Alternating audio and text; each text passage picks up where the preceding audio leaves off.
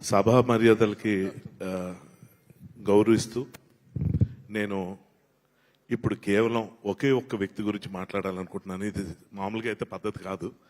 కాకపోతే ఏంటంటే సర్వ సృష్టికి కారకుడైన సూర్యుడు, మనం ఫస్ట్ సూర్య నమస్కారం చేసుకుంటాం. ఎందుకంటే ఆ సూర్యుడు వల్ల భూమి మీద ఉన్న చరాచర జీవులు శక్తిని పొందుతాయి. సో అటువంటి సూర్య నమస్కారం నేను చేయాలంటే captain of the ship Anil Ravipudi, అతని గురించి మాత్రమే నేను ఎందుకు చెప్పాలనుకుంటున్నా అంటే, ఫస్ట్ ఆఫ్ ఆల్ మెగా అభిమానులందరికీ, సినిమా ప్రేమికులందరికీ కంగ్రాచులేషన్స్. ఎందుకంటే మంచి సినిమా చూడటానికి మొహం వాచిపోయిన రోజుల్లో, ఈ రోజుల్లో కుటుంబ సమేతంగా ధైర్యంగా ఇష్టంగా గర్వంగా ఒక సినిమాకి వెళ్ళి ఎంజాయ్ చేసి మళ్ళీ మళ్ళీ చూద్దామని ఈ మొదటి 2-3 రోజుల్లోనే ఇంత ఉత్సాహాన్ని మీరందరూ కలుగజేసుకున్నారు. సో మీ అందరికీ first congratulations and thank you very much. అందరికీ సంక్రాంతి శుభాకాంక్షలు. అలాగే సంక్రాంతి డేట్ను మార్చేసి ముందుకు తీసుకొచ్చిన మన మెగాస్టార్ గారికి, అలాగే అనిల్ రావిపూడి గారికి మళ్ళీ థ్యాంక్స్ చెప్తున్నాను. బట్ ఈ సందర్భంగా ఎవరి గురించి నేను ప్రత్యేకంగా మాట్లాడకపోయినా, ఫస్ట్ టైం ప్రొడక్షన్లో దిగి మా మెగా డాక్టర్ సుష్మిత గారు ఫస్ట్ సినిమాతోనే అద్భుతమైన విజయం సాధించినందుకు నేను చాలా గర్వంగా ఫీల్ అవుతున్నాను. మెగా అభిమానులు అందరి తరఫున మీకు కంగ్రాచులేషన్స్ అమ్మా. ఇంకా చాలా చాలా ఇది మొదలు, ఇక్కడి నుంచి ఇంకా చాలా అద్భుతమైన సినిమాలు చేయాలి మీరు. సాహు గారు కంగ్రాచులేషన్స్ సార్. మీరు 500 క్రోర్స్ క్లబ్ చెప్పినట్టు వచ్చినందుకు చాలా చాలా చాలా ఆనందంగా ఉంది. ఎందుకంటే చాలా మంచి మనుషులు మీరు. అర్చన మ్యామ్కి మీకు మనస్ఫూర్తి కృతజ్ఞతలు అభినందనలు తెలియజేసుకుంటున్నాను. మనకి ఎంత ఇష్టదైవం మనకున్నా, ఒకసారి ఇష్టదైవం కన్నా మనకి పూజారి ఎక్కువైపోతాడు. ఎందుకంటే విగ్రహం తయారు చేసుకోగలుగుతాం, మన ప్రసాదాలు తయారు చేసుకోగలుగుతాం, కానీ పూజ సరిగ్గా చేయకపోతే ఆ పండగకి అర్థం ఉండదు. అటువంటి పూజారే అనిల్ రావిపూడి. అసలు ఎలా థ్యాంక్స్ చెప్పాలంటే, అంటే ప్రతి హీరోకి వాళ్ళ ఫ్యాన్స్ ఉంటారు, అనిల్ రావిపూడికి అందరు ఫ్యాన్స్ ఉంటారు. సో ట్రిపుల్ హ్యాట్రిక్ కొట్టడం అంటే ఏంటన్నది మీ అందరికీ తెలుసు. సో అటువంటి అనిల్ రావిపూడిని ఈరోజు నేను ఎందుకు ప్రత్యేకంగా మెచ్చుకుంటున్నాను, ఈ కృతజ్ఞతలు తెలియజేసుకోవడానికి అవకాశం వాడుకుంటున్నానంటే, ఒక ఆర్టిస్ట్గా నా క్యారెక్టర్ గురించి, నా గురించి, ఏ ఆర్టిస్ట్ గురించి ప్రత్యేకంగా చెప్పక్కర్లేదు. ఎందుకంటే మేము అంతా తెర మీద కనిపిస్తాం.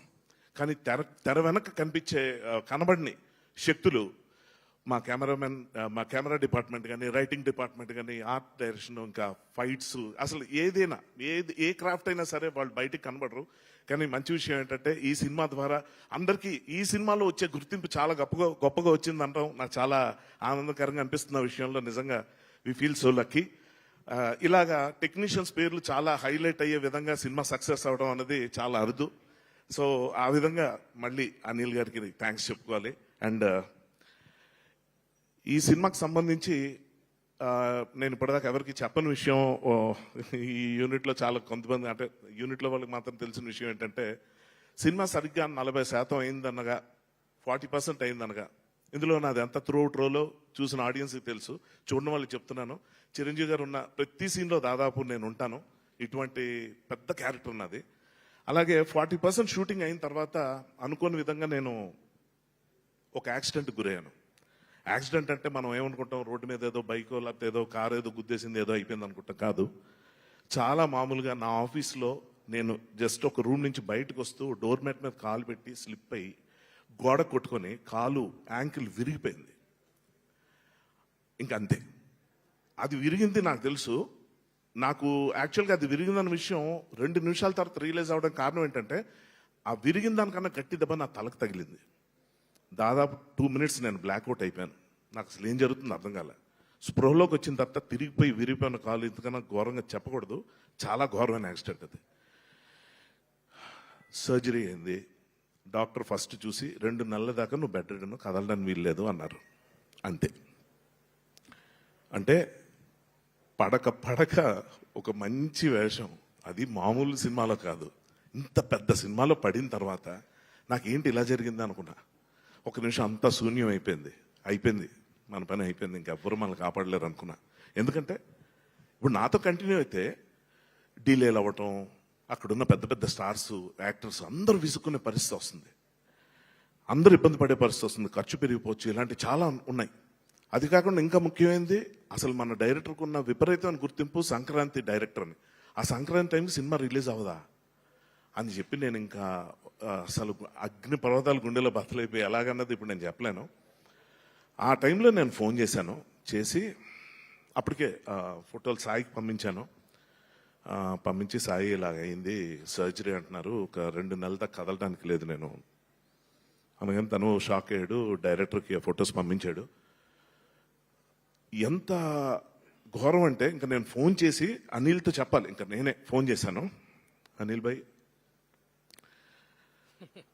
అయిపోయింది ఇంకా.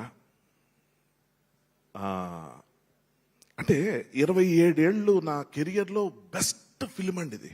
అంటే పెద్ద హీరో మెగాస్టార్ పక్కన చేయటం ఒకటే కాదు, మంచి త్రోట్ రోల్ ఉంటమే కాదు, చాలా సెపరేట్ స్పెషాలిటీ ఉన్న క్యారెక్టరు, మంచి మంచి డైలాగ్స్.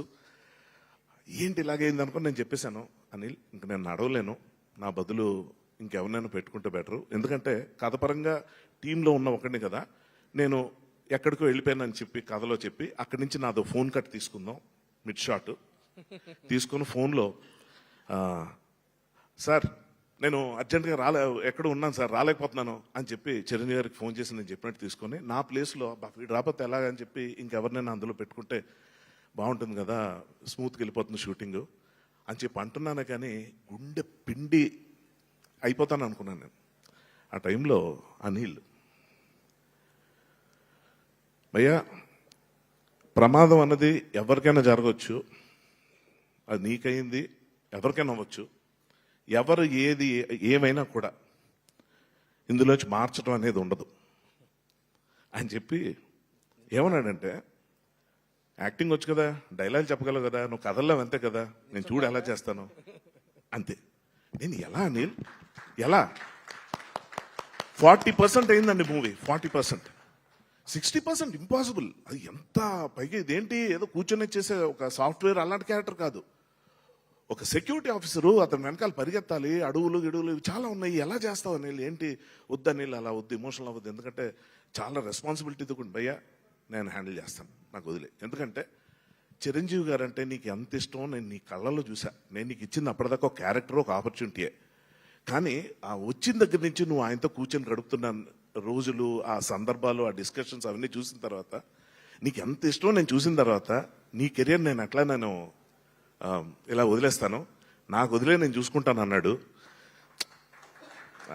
ఎమోషనల్ అవుతున్నాడు ఏదో, ఇంకా ఇతను ఆలోచించట్లేదేమో, మేబీ 2 రోజుల తర్వాత ఇదే వినాల్సి వస్తుంది అనుకున్నాను. కానీ సర్జరీ అయిందండి, 5వ రోజు షూటింగ్ పిలిచాడండి. నేను రాలేను అనలేకపోయాను, కదలేకపోతున్నా, కాలు కింద పెడితే ఎంత వాచిపోతుంది, ఆ పెయిన్ వర్ణనాతీతం. కానీ దానికన్నా ఎక్కువ పెయిన్ ఈ సినిమా ఏమైపోతుంది, మన వల్ల ప్లస్ అవ్వకపోయిన పర్లేదు కానీ మైనస్ అవ్వకూడదు కదా, ఇదేం గుర్తింపు, ఇలాగ అవ్వకూడదు అని చెప్పి చాలా టెన్షన్ పడ్డా. కానీ అక్కడి నుంచి 60% ఆఫ్ ద ఫిలిం, ఇప్పుడు నేను చెప్పాను కదా, ఈ విషయం చెప్పిన తర్వాత నా ఫ్యామిలీ కానీ నా ఫ్రెండ్స్ కానీ నా రిలేటివ్స్ కానీ ఎవరు సినిమా చూసిన వాళ్ళందరికీ అర్థం కాలే, ఏం సినిమా అంతా బాగానే ఉన్నావు కదా, నీకు ఎక్కడైంది అని. అది డైరెక్టర్ గొప్పతనం. కథలేని ఆర్టిస్ట్ని, లేవలేని ఆర్టిస్ట్నే నిల్చోపెట్టాడండి. ఏ స్టార్నైనా ఎందుకు నిల్చోపెట్టండి, ఎందుకు నిల్చోపెట్టదు? డైరెక్టర్ కావాల్సింది ఒకటే, సాహు గారు చెప్పినట్టు అనిల్ ఉంటే మాకేంటి భయం అని అన్నారు కదా, అంటే అంత అది హీ ఎర్న్డ్ ఇట్. అది ఊరికి వచ్చేది కాదు. అతనుకున్న క్లారిటీ, అతనుకున్న అంటే ఏది ఎలా చేయాలో అతను తెలుసు. సో మనిషి ప్రాణాలతో నేను ఉంటే చాలు సినిమా కంప్లీట్ చేస్తాడు, నాకు అర్థమైపోయింది. నేను లేవలేని పరిస్థితుల్లో కూడా సినిమా చేసేవాడు. అటువంటి మనిషికి, అటువంటి డైరెక్టర్కి ఇది అద్భుతం. ఇది చెప్పకపోతే సారీ, అంటే నేను ప్రీ రిలీజ్ ఈవెంట్లో మిస్ అయ్యాను. సో ఆ టైం కూడా తీసేసి మాట్లాడుకుంటున్నాను. సో ఇప్పుడు నేను ఆలోచిస్తున్నా, నేను అక్కడ లొకేషన్కి వచ్చాను, ఎలా తీస్తారు సీను. ఆ సీన్ ఏంటంటే విలన్, అదే మామగారి ఇంటికి హీరో గారు రావటం, మా టీం అందరితో పాటు, పైగా అందులో డ్యాన్స్ కూడా వేయటం ఉంది. డ్యాన్స్ అది మన వల్ల అయ్యే పని కాదు. ఏంటి ఎలా చేస్తాడంటే, నేను వెళ్ళేసరికండి అక్కడ పెద్ద జాజ్ డ్రమ్స్ పెట్టిన బండి ఒకటి ఉంది, ర్యాంప్. ఆ ర్యాంప్ మీద దానికి బైక్ ఉంది. ఏంటి అంటే అప్పుడు అసిస్టెంట్ డైరెక్టర్స్ వచ్చి, సూర్య వాళ్ళు వచ్చి, భయ్యా దీని మీద కూర్చొని మీరు ఆ డ్రమ్స్ వాయిస్తున్నట్టు మీద ఒక ఎంట్రీ తీసుకుంటున్నాం. ఓ బాగుంది ప్లాన్, చాలా బాగుంది అనుకున్నాను. బాగుంది ప్లాన్ అని కూర్చుంటే ఏమంటే సినిమా చూస్తున్నప్పుడు ఇప్పుడు నేను ఆడియన్స్గా నేను సినిమా చూస్తున్నప్పుడు చిరంజీవి గారి ఎంట్రీ ఫుల్ బిల్డప్తో వస్తుంది. మన మామగారి క్యారెక్టర్, హీరోయిన్ క్యారెక్టర్ అందరూ చూస్తుంటారు. వస్తుంది వచ్చిన తర్వాత డైలాగ్ స్టార్ట్ చేస్తుంటారు. వెనక అభినవ్, క్యాథరిన్, మా టీం ఇద్దరు కనిపిస్తుంటే నేను ఒక ఆడియన్స్లో వచ్చి అవును నేను ఉండాలి కదా ఎక్కడెక్కడ ఉన్నాను మర్చిపోయాను, అంటే ఇన్వాల్వ్ అయిపోయాను నేను అంటాం. అటువంటి టైంలో ఆయన విజిల్ వేసిన తర్వాత సెపరేట్ ఎంట్రీ, అంటే కాలిరినుడికి కూడా ఇంత ఇంపార్టెన్స్ ఇచ్చి వాడి వల్ల ఒక సెపరేట్ ఎంట్రన్స్ ఇచ్చి ఒక డ్రమ్స్ కొడుతున్నట్టు ఇలా బిల్డప్ తో వచ్చి అలా ఎంట్రీ ఇచ్చేసరికి అది హైలైట్ అయిపోయి అబ్బా అనిల్ రావుడి ఎంత బాగా డిజైన్ చేశాడంటే ఎలా అది ఎక్కడి నుంచి వచ్చింది. నేను అంటుంది ఏదో మొక్కుబడిగా బా కమిట్ అయిపోయాం ఆర్టిస్ట్, ఇప్పుడు కొత్తగా మనలో ఎవరిని వెతుక్కోలేము, ఏదో ఒకటి కానిచ్చేద్దాం అనుకుని ఏం చేయొచ్చో కూడా చెప్తున్నానండి. నా క్యారెక్టర్ని తగ్గించేసి వెనక ఎక్కడో నిలిచిపెట్టేయచ్చు. అది కూడా జరిగింది. కాలు కనపడకుండా ఉండటం కోసం కొన్ని షాట్లు అనుకుంటే చిరంజీవి గారు వెంకటేష్ గారితో చెప్తుండేవారు, ఫస్ట్ హాఫ్ అంతా నా పక్కన ఉండేవాడు, ఇప్పుడు చూడు ఎక్కడికో వెళ్ళిపోయాడు, ఏమైంది నీ పరిస్థితి ఏంటి అని. అంటే ఇదేంటి జోక్లాస్ సార్, కాలు నొప్పిగా ఉంది సార్, కట్టుంది కనబడకూడదు కదా అందుకే వెనక్కి నడిచేవేయా ఇంకెంతకాలం 4 రోజులు అయిందని. కాదు సార్ 2-3 నెలల అంటే ప్రీ రిలీజ్కి నడుస్తావా, సినిమాలో నాకు ఉపయోగపడదా నువ్వు అంటే సార్ కొంచెం నొప్పి అని. ఎక్కువ భయపడుతున్నావు అనిపిస్తుంది అని. లేదు సార్ డాక్టర్ చెప్పారు, సార్ నీ కర్మ అని వదిలేశారు.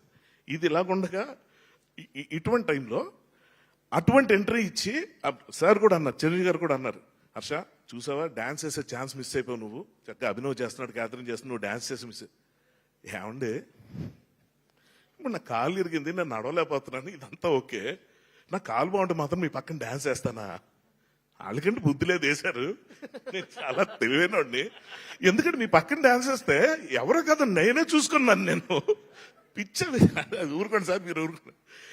అసలు అంటే నిజంగా అండి నా దురదృష్టాన్ని కూడా అదృష్టం కింద మార్చేసి ఇప్పుడు నేను అక్కడ డాన్స్ వేస్తే అవసరం వీడికే డాన్స్ అని జనం అనుకునేలా కాకుండా గమ్మత్తుగా అది తప్పోయేలా చేసి ఆ విధంగా నాకు కలిసి వచ్చేలా చేసి నిజంగా ఇవాళ ఈ సక్సెస్ ఇంత చూసిన తర్వాత ఈ సినిమా మొదటి రోజు ఆడియన్స్ దగ్గర నుంచి రెస్పాన్స్ అది చూసిన తర్వాత ఎంత గుండె నిండిపోయిందంటే చాలు కదా ఈ జీవితానికి, అంటే ఒక ఒక ఒక లైఫ్ టైం అచీవ్మెంట్ లాగా చిరంజీవి గారితో చేయటం, అంత పెద్ద రోలు, వెంకటేష్ గారు ఉన్నారు ఇక్కడ, చాలా మంది మంచి కథ రైటర్స్, మంచి టెక్నీషియన్స్, మంచి సినిమా.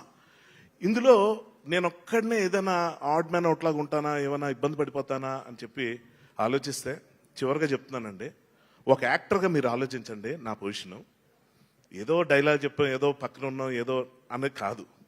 వెంకటేష్ గారిని చిరంజీవి గారిని కూర్చోబెట్టి వాళ్ళు గొబ్బెమ్మలు రథం ముగ్గులని తిట్టుకుంటూ ఉంటే మధ్యలో వచ్చి వాళ్ళిద్దరిని చార్జ్ చేసే సీన్ పడ్డం అన్నది ఏదైతే ఉందో, ఈ కాలు వేసుకొని నాకు ఆ పరిస్థితి వస్తుందని నేను ఏ రోజు అనుకోలేదు. అద్భుతం, మా అద్భుతం. అందుకే ప్రత్యేకంగా ఈ అవకాశాన్ని నేను అతను కేవలం థ్యాంక్స్ చెప్పుకోవడానికి, అతన్ని విష్ చేయడానికి, అతన్ని బ్లెస్ చేయడానికి మనస్ఫూర్తిగా వాడుకుంటున్నాను. ఈ సందర్భంగా చివరాఖరిగా బ్రహ్మదేవుడు సృష్టించినట్టు మా బ్రహ్మయ్య గారు ఈ మనిషిని సృష్టించారు, అద్భుతాన్ని. సూపర్. ఈ అద్భుతం 10 కాలాల పాటు ఇంకా మల్టిపుల్ హ్యాట్రిక్స్ కొడుతూ ఉండాలని మనస్ఫూర్తి కోరుకుంటున్నాను. All the best Anil, God bless you.